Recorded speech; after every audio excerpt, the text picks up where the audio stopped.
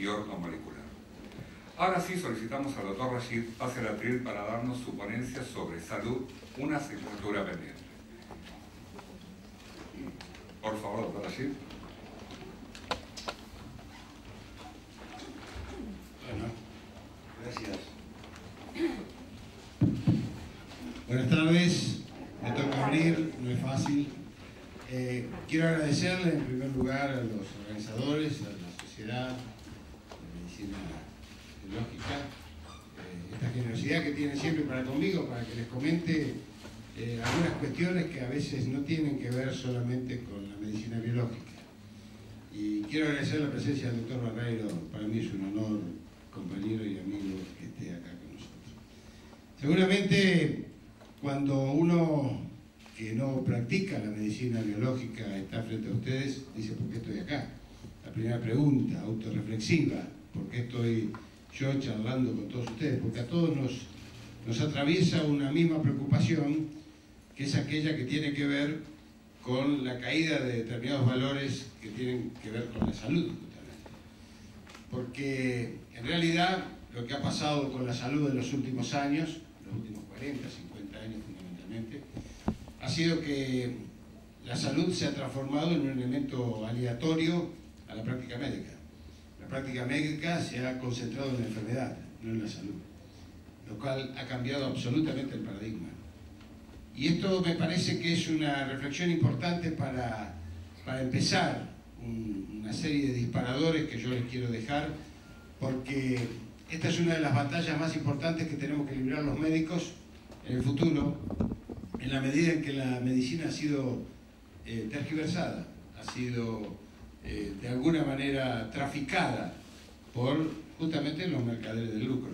Cuando hablo de los mercaderes del lucro, hablo de la industria farmacéutica y hablo fundamentalmente de la tecnología médica.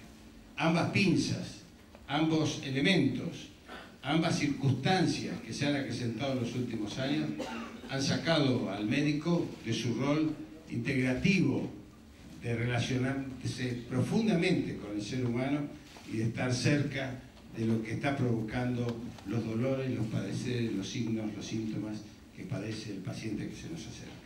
Estos valores que indudablemente estaban expresados en las viejas escuelas que nosotros fuimos capaces de absorber y que tenían nombre y apellido, como una semiología profunda, un conocimiento acabado, un recorrido por la vida diaria y cotidiana, no solamente del individuo, sino de su familia y de su entorno social, hoy ha sido devorado por el tiempo, ha sido devorado por la industria farmacéutica y ha sido devorado por la tecnología médica. Hoy es impensable que un médico nos atienda una hora, que nos dé una hora de su tiempo para, por primera vez, meterse en nuestra vida y establecer una relación médico-paciente que sea realmente capaz de darnos una respuesta integrativa. Ese proceso médico que ha sido abandonado es un proceso médico que nos demuestra que tenemos que cambiar desde las currículas médicas, las currículas de formación, absolutamente colonizadas por la industria farmacéutica. Hoy los colegas que egresan saben más los nombres de fantasía o saben los medicamentos de última generación y no son capaces quizás de reconocer cuando un par de síntomas nos están determinando determinado tipo de enfermedades. Son incapaces a veces de reconocer una enfermedad profesional en ambientes tan claros como en ambientes que hoy charlábamos acá con los doctores, de los trabajadores que trabajan con los alimentos balanceados, donde los anabólicos y los hormonales están siendo pasto para los alimentos que después consumimos. Esto, que parece un chiste, es una realidad de quienes estamos abocados a determinar estas cuestiones en la práctica médica. Hoy, desgraciadamente, la medicina se resuelve en una receta y en un pedido de estudios, y esto parece que fuese el eje de la actividad médica, lo cual significa un deterioro, una depreciación, una proletarización del médico que indudablemente debemos recuperar bajo otras circunstancias. Pero yo quiero hablarles además de otras variables de este tema, porque indudablemente esto que está pasando en la práctica individual de la medicina no es casual ni corresponde a un relato exclusivamente de deterioro de condiciones de formación de los médicos ni de condiciones del sanitarismo en la Argentina. Este proceso viene degradándose en función de determinadas pautas que también están estimuladas por la industria. Entre ellas les quiero hablar de las pautas que tienen que ver con la medicalización. La medicalización que nos ha llevado a que en nuestro país, el país que más gasta en el mundo, en medicamentos, esto quiero que quede claro, gasta el 32% del gasto total de salud en la Argentina, se lo lleva al medicamento. Y estamos hablando en el año 2012 de 245.000 millones de pesos. Saquen la cuenta del 32%. Con un agravante, el 20% de ese costo de medicamentos es gasto de bolsillo de nuestros compatriotas. Lo cual implica que le estamos sacando al alimento, a la recreación, a calidad de vida, un caudal de dinero sumamente importante, en miles de pesos. Esto no es un dato casual. ¿Por qué estamos medicalizados? Y por razones muy claras. Por lo que decía antes, donde la medicación se ha transformado en la herramienta del médico, cuando sabemos que la herramienta del médico es el diagnóstico, cuando sabemos que la herramienta del médico es la observación, cuando sabemos que la herramienta del médico es el seguimiento, cuando sabemos que solamente cumpliendo el juramento hipocrático de contener, estamos resolviendo gran parte de las situaciones afectivas que llevan a un estado de enfermedad o depresiva. Sin embargo, contrario censo a esto, absolutamente por el contrario, hoy llegamos a medicar hasta los estados emotivos. Llegamos a medicar que se nos casa la nena.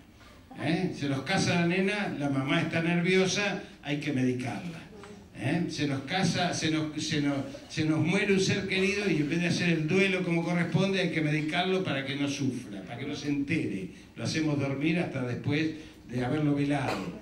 Y si seguimos con la lista de los afectos que están medicalizados, nos vamos a dar cuenta que cuando luchamos contra la drogadicción no nos damos cuenta que nuestros chicos están mirando cuando a la noche la mamá toma algo para dormir, más toma algo para despertarse bien, más algo por si el marido se pone cariñoso y el marido toma las 3 pastillas, la azul, la amarilla y la roja, por las dudas que algo pueda pasar esa misma noche. Entonces, estamos medicalizados y en nuestro país sucede algo que está prohibido en todos los países del mundo y que nosotros estamos en este momento elaborando y presentando un proyecto de ley para evitar la publicidad sintomatológica de medicamentos. Pero no solamente de medicamentos. Medicamentos, alimentos, complementos, suplementos dietarios y cosméticos que supuestamente tienen propiedades clínicas. Esto está prohibido en el mundo. Esto implica una compulsión marketinera, comercial, del lucro hacia la adicción al medicamento, hacia la adicción hacia determinados yogures, por ejemplo. La famosa el yogur, usted toma 3 días ese yogur y al 4.º día, si no lo toma, yo le puedo asegurar que tiene que llamar a una destapadora, porque está ya tan integrado el sistema, la necesidad de ese tipo de medicalización, que hasta en los alimentos nos están produciendo este tipo de situación. O sea que estamos hablando de una cultura. Estamos hablando de una cultura, ni más ni menos que una cultura. Una cultura que se lleva lo mejor de nosotros cuando no encontramos médicos que sean capaces de contenernos, de atendernos, y por eso yo respeto, estoy medio viejo ya para acercarme a practicar asistencialmente la medicina biológica, pero creo que es una de las herramientas centrales en varias cuestiones. La primera de ellas, que baja al médico del pedestal de la enciclopedia de la sabiduría absoluta. Vieron que la relación médico-paciente es una relación asimétrica, es una relación de poder. Por eso, la industria, que también ha trabajado sobre esto, ha puesto sobre el tapete que los medicamentos que se venden en la farmacia o son de marca y si no, son medicamentos para pobres. Las copias son medicamentos. Esto es casi una idea generalizada que ha impuesto la industria con miles de millones de pesos para poder hacer un marketing en contra de los medicamentos mal llamados genéricos, porque no existe el genérico en la Argentina, existen las copias, y todos los medicamentos que ustedes pueden encontrar en las farmacias son medicamentos que están fabricados, producidos con la misma materia prima que producen los principales y compran los principales laboratorios del país o extranjeros. La materia prima es China o India. No hay otra materia prima. La compra el primer laboratorio o el último laboratorio, el laboratorio público o el laboratorio multinacional. Todos compramos la materia prima en el mismo lugar. Todos producimos de la misma forma, con buenas prácticas farmacéuticas. Todos producimos con el mismo know-how que controla el ANMAT, con protocolos internacionales. Todos entregamos las muestras museo, que implica la degradación de la droga con el tiempo. Todos cumplimos los mismos requisitos. Sin embargo, la industria logró que esto se transformase en una guerra cultural donde existen los medicamentos del pobre y los medicamentos del rico. Y esto se traslada al mismo desagio que la industria produce sobre las medicinas mal llamadas alternativas, porque ninguna medicina es alternativa. Las medicinas son medicinas. Son aquellas que hemos legado de nuestra historia, de nuestros ancestros, de nuestra capacidad de ver el mundo. De cómo las civilizaciones, cuando llegaron, lo único que hicieron fue enterrar conocimientos. ¿O acaso nuestros hermanos mapuches no tenían su propia medicina? ¿Acaso no habían descubierto sus propias capacidades? ¿Acaso no es Bayer, el señor José Bayer, que hace 130 años, preguntándole a los pueblos aborígenes, descubrió el ácido acetil salicílico a través de la corteza del sauce? Hace 150 años que se ha llenado de dinero por un saber milenario de los pueblos originarios que tomaban sopa de corteza de sauce, hacían infusiones de corteza de sauce, hacían macerados de corteza de sauce para aliviar los dolores y hacían pomadas de corteza de sauce para aliviar los dolores. Y ahora nos dice que sirve para evitar el cáncer de mama, para evitar el infarto, lo cual es una mentira. Es una mentira, se los digo con la absoluta certeza. Y si quieren los más jóvenes, los más viejos no, porque no sabemos de estas cosas, pero si quieren los más jóvenes, googleen a uno de los mejores farmacólogos que hay en Latinoamérica, que es nuestro, que es argentino, que se llama Constantino Tulupas, es de La Plata justamente, y que ha demostrado, junto con otros profesionales de otros lugares del mundo, que la aspirineta, la famosa aspirineta preventiva, no sirve excepto que haya tenido uno un infarto. O sea que uno toma durante 40 años sin haber tenido un infarto. Ahora, si tiene un infarto, para el segundo infarto sí sirve de prevención, pero para el primero no evita la prevención. No hay ningún indicador científico que nos indique que han disminuido los infartos por la ingesta de aspirineta como producto. Fíjense los millones y millones de medicamentos que estamos nosotros analizando en función de prácticas falaces, tan falaces como la vacuna N1H1 contra la gripe aviar. Bueno, le costó el puesto a 2 directores de la Organización Mundial de la Salud, no salió en ningún diario. Declaró una pandemia a la República Argentina y multipliquen por 192 países, y en función de nuestra población no somos nada, nos costó 50 millones de dólares. Yo digo, tengan idea de cuál es el elemento distorsionante de la medicina hoy que tenemos que resolver. Y por suerte ayer tuvimos una buena noticia, porque se acaba de reglamentar la ley 26688, que es la ley de producción pública de medicamentos. Esta ley no la inventamos nosotros, esta ley la inventó el doctor Ramón Carrillo en los años 50 con la primer empresa estatal de medicamentos que se llamaba Emesta. Fue una de las causas por las que Carrillo se fue un año antes, no se fue en el 55 con el golpe, se fue un año antes. Ya la industria tenía algo de poder. Y después la ley Oñativi a Dilía, que le costó el gobierno a Ilía. Entonces, Fíjense ustedes que estamos hablando de cómo hacer para asomarnos a un concepto que integre las diferentes corrientes filosóficas de la medicina, que integre el concepto de salud como eje a fortalecer, no como eje a mantener. Y la salud, como bien nos enseñó Carrillo, quizás no es un elemento exclusivamente de determinantes médicos. La salud es un componente, primero, que es un derecho humano. Es un derecho humano esencial. Es el mayor derecho humano del hombre que nace sano. Es el capital que tiene el hombre para trabajar. Un hombre sin salud no tiene ni paritaria, ni mesa de negociaciones, ni salario digno. Un hombre sin salud, una mujer sin salud, y perdonen esas desviaciones que a veces uno hace de género, pero una persona que está discapacitada, muchas veces su entrada al trabajo tiene un salario menor, como si fuese un favor que se le hace a un discapacitado cuando ha perdido parte de la salud. Y sin embargo, en la Argentina ocurren aproximadamente 574.000 accidentes de trabajo por año. ¿Tenían esa cifra? ¿Alguien la conocía? De esa cifra, 3 trabajadores, casi 3, 2,65 trabajadores mueren por día por ir a trabajar. ¿Y eso por qué sucede? ¿Porque hay accidentes? No, el único accidente que puede suceder es un meteorito que nos caiga en la cabeza y que a nadie lo puede prever. Todo lo demás, todos los accidentes es o por falta de capacitación, o por falta de higiene y seguridad en el trabajo, o por falta de reglamentación certera que proteja ese capital que es el ser humano, la salud del ser humano, que es lo más precioso que tenemos. ¿Cómo va a perder la vida alguien por ir a trabajar?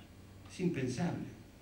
Es dramático, es algo inhumano que alguien pierda la vida. Sin embargo, cuando salen en los medios de comunicación, se cayó un andamio, murieron 3 trabajadores, al día siguiente ya no lo encuentran más. En otros países del mundo, cuando sucede una cuestión así, esa empresa, todos los directivos de esa empresa van presos porque es un homicidio culposo, como cualquier otro lugar. ¿O acaso uno no tiene un problema judicial cuando atropella a alguien con un coche o alguien lo atropella a uno con un coche? ¿Tenga la culpa o no tenga la culpa?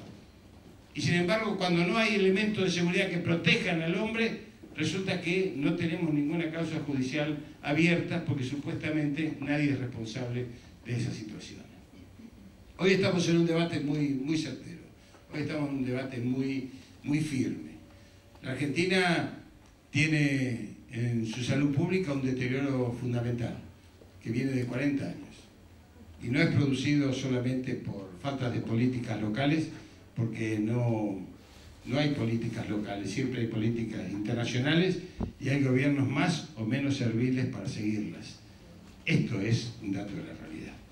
Y lo que tenemos hoy en la Argentina es una salud por programas. Está el programa del dengue, está el programa de la fiebre amarilla, el programa materno-infantil, el programa remedial, el programa... Y cada programa es paralelo entre sí. Encima hemos municipalizado la salud pública. Se ha fragmentado la salud pública. Ustedes saben, por ejemplo, que un chico nacido en Pirané, Formosa, tiene una expectativa de vida 5 años menor que un chico nacido en la capital federal. Esto es injusto. Esto es algo que nosotros, como médicos, como trabajadores sociales, como seres humanos, no podemos tolerar. Porque una Argentina que conocimos igualitaria, una Argentina que sabíamos que quien nace en La Quiaca o nace en Tierra del Fuego es exactamente un argentino con todos los derechos y con todas las condiciones, no solamente las oportunidades, con todas las condiciones para desarrollarse como ser humano, para poder tener movilidad social, para poder tener trabajo. Artículo 14 bis de la Constitución Nacional, yo espero que lo lea, y que sepa que está vigente y no se cumple. Artículo 14 bis de la Constitución Nacional. Bueno, hoy un chico de Pirané. Ahora yo les pregunto a ustedes, imagínense un intendente de Pirané con menos de 15.000 habitantes, le entregan el hospital, ¿qué hace con el hospital? No tiene recursos de la provincia, le llega el recurso de la nación de vez en cuando, no puede planificar ni 3 días para adelante. Esto se llama fragmentación.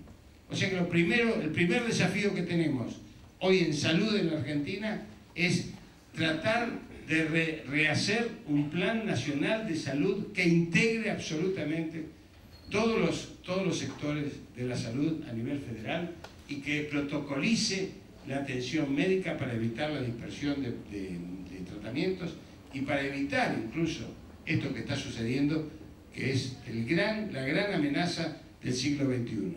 ¿Saben cuál es la gran amenaza del siglo XXI? Los gérmenes resistentes. ¿Por qué? Por el uso abusivo de antibióticos de última generación.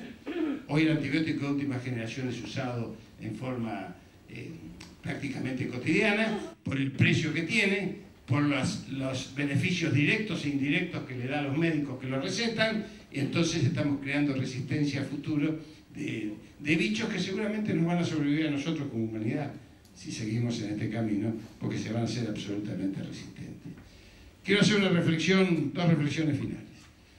La primera de ellas es que a mí todavía me llama mucho la atención que todo el rescate que hay desde el punto de vista de los pueblos originarios en América Latina todavía no haya un rescate más a fondo de los procederes médicos, de los saberes médicos de los pueblos originarios. No solamente de América, sino del resto del mundo. Acá se habla con desprecio de otras culturas. No hemos aprendido de la alteridad, no hemos aprendido del respeto al otro. Por eso hemos enterrado culturas enteras que han tenido avances científicos importantes. Hasta los egipcios tenían elementos de trepanación de cráneo, elementos quirúrgicos. Había un médico muy famoso, debe haber sido muy famoso porque le hicieron un monumento como los faraones, lo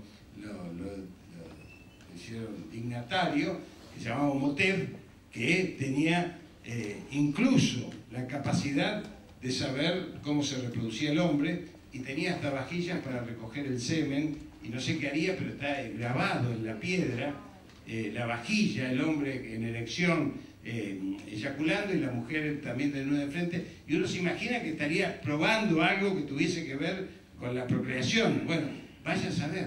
Y tenía dibujado dentro del frasco los espermatozoides. ¿Cómo los veía? Y yo me fui al museo de Cairo y pregunté cómo veía si no había microscopio. Y ahí me agarró un médico que es antropólogo también y me dijo, yo creo que veía por tinción, porque al teñir se ve la forma del vibrión cola del espermatozoide y de esa manera pudieron dibujarlo. Fíjense ustedes, esto pasó hace 5.000 años. Quemamos la biblioteca de Alejandría, la biblioteca de Platón.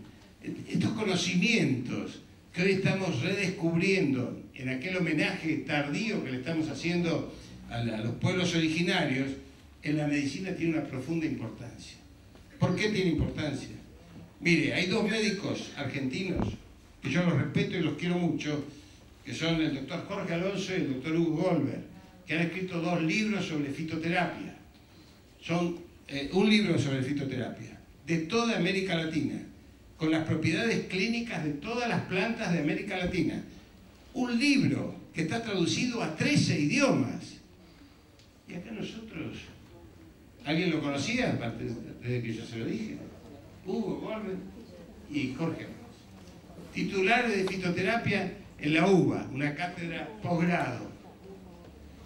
Estos que me han enseñado mucho y que yo lo propagandizo desde esta vocación que tenemos de que el fitoterápico, así como la medicina biológica intenta fortalecer los aspectos centrales de la defensa del ser humano para enfrentar el medio, cosa que describe muy bien hoy la epidemiología crítica, que no es solamente el bicho, no es solamente la bacteria, no es solamente el medio social, no es solamente la depresión, son los factores económicos, los factores políticos, los factores mundiales, los factores climáticos, las catástrofes, los efectos de pánico, el pesimismo, la televisión, bueno, eso ni hablemos, digamos, ni hablemos.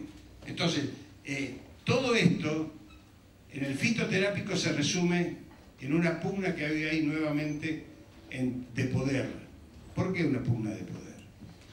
Porque los que tienen los conocimientos ancestrales de las plantas y las propiedades clínicas, que lo han estudiado estos profesionales y que ha sido sacado también de los pueblos originarios, hoy está siendo investigado por las grandes multinacionales de medicamentos. ¿Qué hacen las multinacionales de medicamentos? Las multinacionales de medicamentos detectan, supongamos Bayer, digo para que se entienda, la corteza del sauce, así no repito, podría darles 10 ejemplos. Están recorriendo el Amazonas, están recorriendo las selvas, los humedales, para ver qué encuentran a través del relato de propiedades clínicas de la planta. Una vez que tienen las propiedades clínicas de la planta, clic, le sacan el ADN de la planta. Ese ADN lo transforman en sintético. Ese sintético lo patentan y después nosotros pagamos patentes de plantas que existen milenarias y el conocimiento milenario. Entonces estamos pagando patentes de réplicas que incluso no sabemos si tienen las propiedades clínicas de la planta. Porque no es lo mismo el ADN, y yo le voy a dar un ejemplo, no es lo mismo el ADN sintético, por los efectos secundarios, que las plantas no tienen, o por aquellas cosas que nos han sucedido a nosotros. Yo le he dicho a estos colegas, ¿qué pasa si yo planto esta planta, la congorosa? Una planta que es el más importante medicamento para los procesos ulcerosos, que crece naturalmente en millones, y yo la planto en Mendoza. Le dijeron, la vas a plantar en Mendoza, te va a crecer en Mendoza, va a ser la misma planta en Mendoza, pero no va a tener propiedades clínicas en Mendoza. ¿Por qué? Porque el agua no es la misma, porque los minerales no son los mismos, porque el clima no es lo mismo, y porque las circunstancias en las cuales crece el hábitat de la planta no son las mismas. Fíjense ustedes entonces, si va a ser lo mismo el sintético sacado de la radiografía de esa planta, que encima tenemos que pagar una patente como si fuese producto de investigación y desarrollo. Pero está sucediendo algo peor todavía. Y esto es otra de las luchas que estamos encarando. Han oído hablar de los medicamentos biológicos, ¿sí? Los medicamentos biológicos son cadenas proteicas, son cadenas de proteínas. Cuando un laboratorio consigue una propiedad clínica, una determinada cadena proteica, lo patenta. El laboratorio de al lado, el competidor, ya sabe que está esta cadena proteica, la investiga, entonces en vez de decir que es una copia, le cambia 2 o 3 proteínas de las cadenas y les conserva las propiedades clínicas. O sea, las propiedades clínicas son las mismas, pero va cambiando proteínas para que conserve las mismas propiedades. Cuando logra conservar la misma propiedad, entonces la vuelve a patentar el otro laboratorio como si fuese un... No es la misma, dicen. Es una innovación de nuestro desarrollo tecnológico. Mentira. Mentira. Y nosotros pagamos fortunas. Y estamos lucrando con la muerte. Hay medicamentos que hoy están entrando a la Argentina que, gracias al anexo 1 de la ANMAT que estamos intentando derogar, porque están aprobados en la FDA de Estados Unidos, en la Unión Europea, en Israel o en Japón, entran más directamente que cualquier otro medicamento. ¿Por qué? Porque tienen organismos de regulación y control que indudablemente merecen supuestamente, desde el punto de vista del saber científico, una consideración especial. Sin embargo, la FDA de Estados Unidos está autorizando medicamentos para exportación. ¿Qué significa eso? Si autoriza medicamentos para exportación, todos nosotros somos conejitos de India. Todos nosotros somos conejitos de India. Ya no se trata de hacerle firmar el consentimiento informado a analfabetos en Santiago del Estero, como hicieron con la última matanza de los 5 chicos que murieron en el hospital de Añatuya. Ya no se trata de eso. Lo hizo un laboratorio, los médicos cobraban ahí $5.000 por el ensayo clínico y le hicieron formar el consentimiento informado, que es cuando un paciente, una familia acepta someterse a un tratamiento de prueba porque se está haciendo el ensayo clínico. Bueno, mataron 5 chicos y la gente era analfabeta.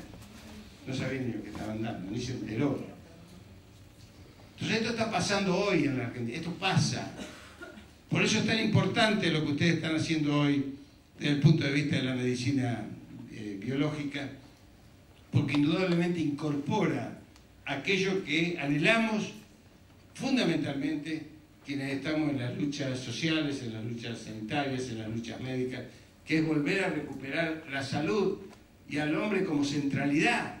de nuestro ejercicio profesional y de nuestra práctica política, si ustedes me permiten, que no hay que tenerle miedo a las palabras. La política es parte de todo lo que todos hacemos todos los días, desde el consultorio hasta los medios de comunicación. Todos hacemos política porque tenemos una mirada del mundo, de la vida y de las cosas. Y esa mirada o es integrativa, o recupera al hombre, o se deshumaniza y empieza a correr detrás del lucro, y en definitiva nos deja desamparados frente a las explicaciones que tenemos que darle a nuestros hijos. Porque estas batallas no siempre se ganan. Como bien decíamos hace un rato, hay miles de ejemplos. Yo les podría cantar todas las batallas perdidas que tengo, tengo innumerables, tengo más perdidas que ganadas, pero por lo menos creo que algunos podemos tener la conciencia tranquila de decir, bueno, pero la hemos peleado y la vamos a seguir peleando, porque indudablemente no podemos permitir que haya modelos de construcción social en nuestro país que deshumanicen de manera tal donde el hombre sea una mercancía, donde sea más lucrativo la enfermedad que la salud, y donde sea más lucrativo ser un médico con lapicera que un médico con criterio y que un médico profundamente humano y comprometido con su pueblo. Muchas gracias.